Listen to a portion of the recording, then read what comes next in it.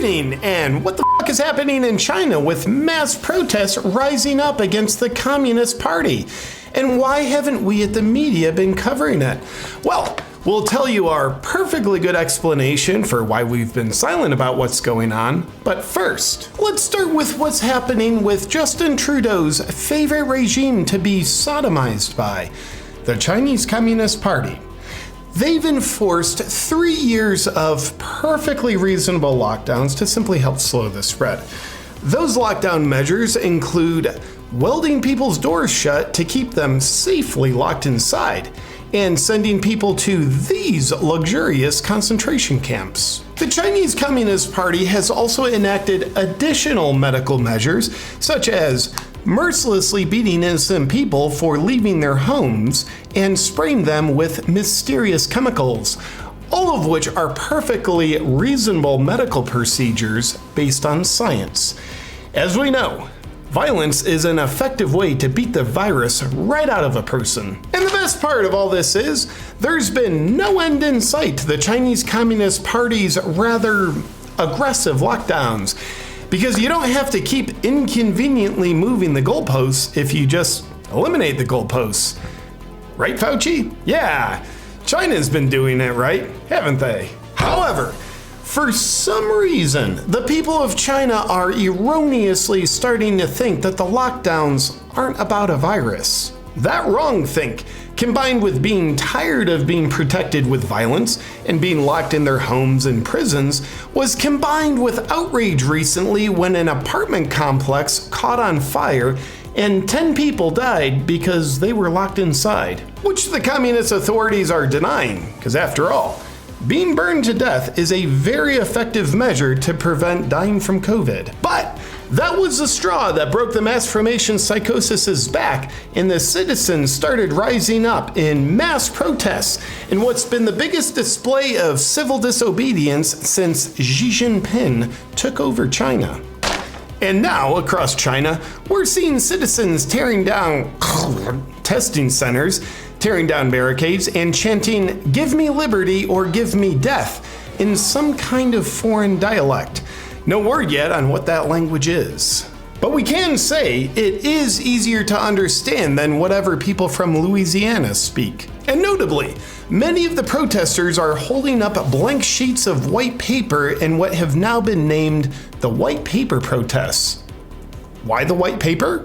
Aside from the fact that 99% of paper is white, any words or phrases of criticism against the Chinese Communist Party have been banned, because obviously such words would be misinformation. This just in! Liberals, take note of where banning speech takes you. Right to destination communism, which is exactly where we want to go.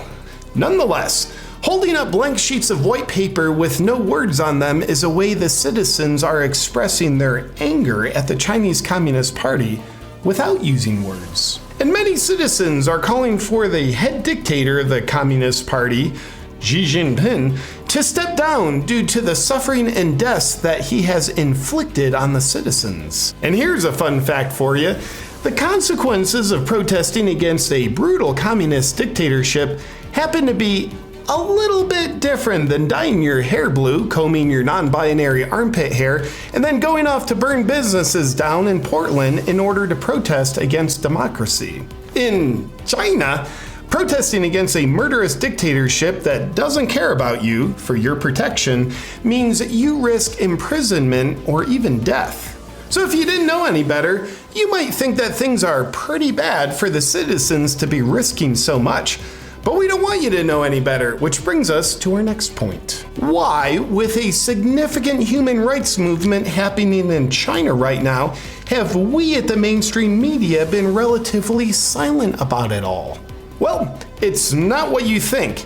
It's just that we don't want you to know about it. That's all. But why not? For more on that, let's throw it over to our very unelected leader of the free world, Klaus Schwab. I respect China's achievements, which are tremendous over the last over 40 years.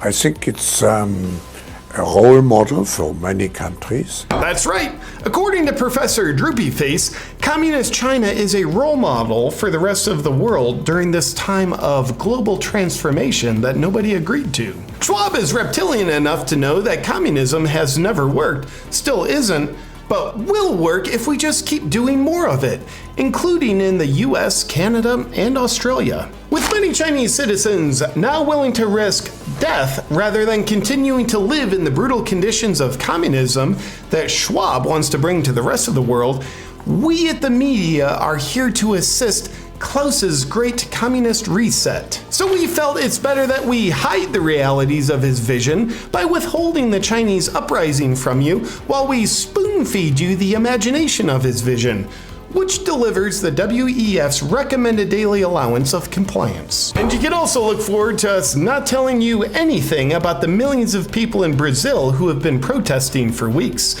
Nor do you need to know anything about the 15,000 protesters in Iran standing for human rights that are now set to be executed in a mass genocide. Instead, just look at this beautiful picture again. Global transformation. It'll bring more happiness to the world. Right, Klaus? So we have to prepare for a more angry world. Can't wait. And we're not going to let anything get in the way of our global transformation, especially people. That's it for tonight's special report on the uprising in China that we don't want you to know about. And if you've ever wondered why Americans are being taught to hate their country but love their administration, you probably don't have to wonder anymore. Enjoy the ride. It'll continue if you allow it. Good night. What's up, my freedom-loving friend? I want to thank you for watching this video. I also want to let you know about something special I've got. It's my inner circle. It's my freedom lovers community on Locals. This is the most near and dear community in my sphere because it's a place where I get to interact and other freedom lovers get to interact with each other, sharing uncensored resources, sharing opinions, sharing funny stuff, and in the community, amongst other exclusive content, I do weekly behind the scenes chats, live streams with all the freedom loving members. It's free to become a member, and if you want to become a paid supporter, it's as low as just $5 a month, which unlocks all the features, including the weekly behind the scenes live chats with me. So with that said, you're welcome to hit the link in the description, check it out, see if it's for you, and if it is, I would be honored to have you in the freedom loving community. We'll see you soon, my friend.